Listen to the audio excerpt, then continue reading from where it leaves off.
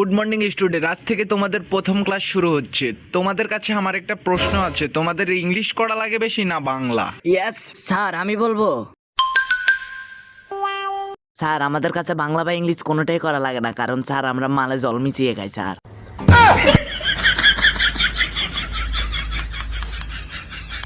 এই তোর লজ্জা করে না? তোর ভাঙা চোরা সব বইগুলা বিক্রি করে এখন পরীক্ষার সময় তুই আমার বই নিয়ে টানাটানি করিস? সারা বছর ফ্রি ফায়ার খেলে এখন পরীক্ষার আগের দিন পরে কেমন ভাবে পরীক্ষা দিবি রে তুই? সারা বছর পড়াশোনা হোক বা না হোক, আসল পড়াশোনা তো পরীক্ষার আগের দিনই হয়। যা হওয়ার হবে, আমরা নকল করে পরীক্ষা দেব। তুমি হাসছো কেন?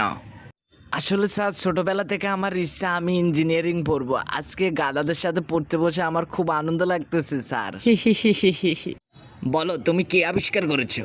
স্যার, আমি এমন একটা জিনিস আবিষ্কার করেছি যেটা দিয়ে আমরা দেয়ালের এ পাশে বসে দেয়ালের ও পাশে কি হচ্ছে আমরা দেখতে পারবো স্যার। আবিষ্কারটা করছো কি? স্যার, ফুটা। আমার মাথায় এমন সব বুদ্ধি এসেছে যার মাধ্যমে আমরা পরীক্ষা পাস করে যাব। তুই এত বুদ্ধি নিয়ে রাতে ঘুমাস কি বাবা? বাবা, আমার মাথায় একটা দারুণ প্ল্যান আছে, শুনবি তোরা? প্ল্যানটা কি বলতো? আমরা চুপচাপ সুন্দরভাবে পরীক্ষার হলে পরীক্ষা দেব।